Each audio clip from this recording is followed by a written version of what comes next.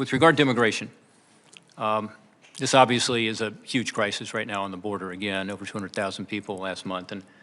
And let me just hold up these couple of charts because they're interesting, I think, for a number of reasons.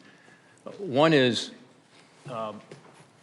with regard to encounters at the border. We've seen this chart. Senator Johnson's got a much more colorful, interesting chart.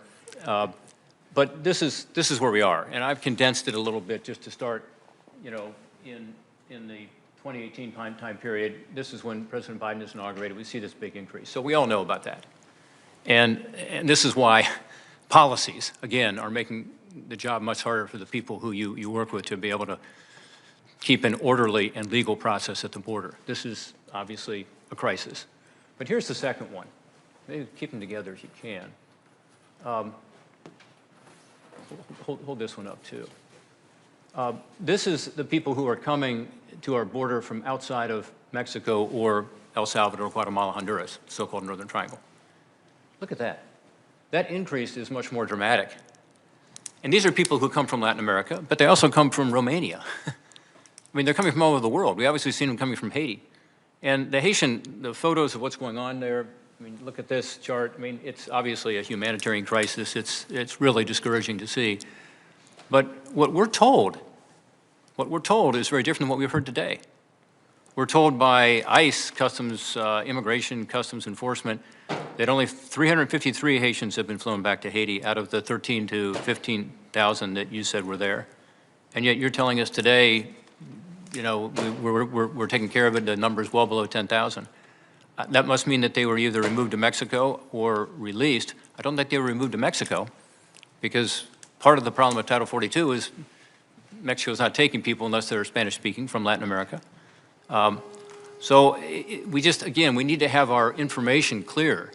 And in terms of why they came, I think this idea of a pull factor is very real. You know how I feel about the asylum system. I think it's a pull factor. And as I told you, I visited some of these countries in Latin America and Central America recently, and the presidents of these countries say, we don't like what you guys are doing because you're pulling our good people away, you're pulling our young people away. We want them to stay here, actually. But they're coming to the border not because of disinformation necessarily, as Senator Padilla talked about, and I appreciated his question, but a lot of it's accurate information because the smuggler can say, the human smuggler can say to his family, give me 10,000 bucks, I'll take your kid, I guarantee they can get in. Just say you are seeking asylum. And with regard to the Haitians, this is what you hear. The mayor of Del Rio, I believe, said this, and others have said it, that Section 8, which is not Section 42, was being applied to Haitians, and the word got out, and the smugglers heard about it. And they said, Haitians are getting in under Section 8. In other words, they're permitted to come into the country. And boom, then they came, of course. On Section 42, the Rodney Scott letter, which we got by snail mail, so I didn't get it until over the weekend, and we've circulated it to all the offices now, but and it's part of the record today. He says, in October 2020, he was told that 91% of total encounters were processed under Title 42 and people were expelled on an average of 90 minutes.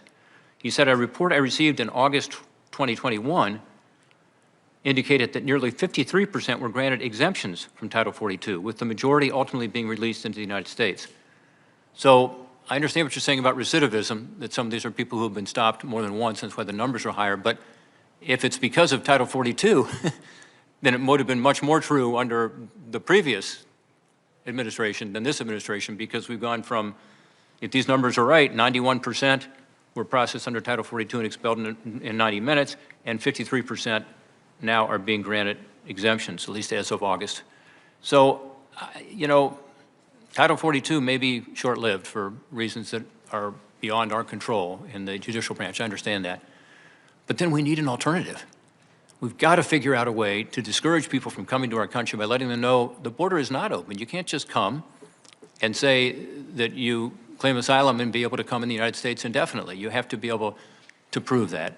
And as you know, Mr. Secretary, it's something you and I have talked about a lot, and I think until we do that and get to that point, those Haitians who were told, hey, we're applying Title 8, which means you can come into the country rather than 42, are going to keep coming.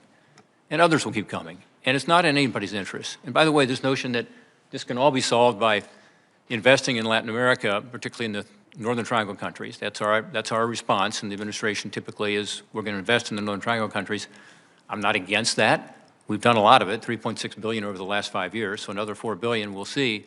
That's not the ultimate answer, I don't think. But these are all people who came in from outside of Mexico and outside of the Northern Triangle. So are we also going to have a program to stop the push factor in these other countries, including some countries outside of Latin America? Anyway, my time has expired. I apologize for going over time, but as you know, Secretary, I have a passion about this. I want to get it right. So we have an orderly, lawful process, so the most generous country in the world in terms of immigration can continue to be so, and our citizens can support it, but based on a system that actually works for Latin America, for us, and for the rest of the world. Thank you, Mr. Chairman.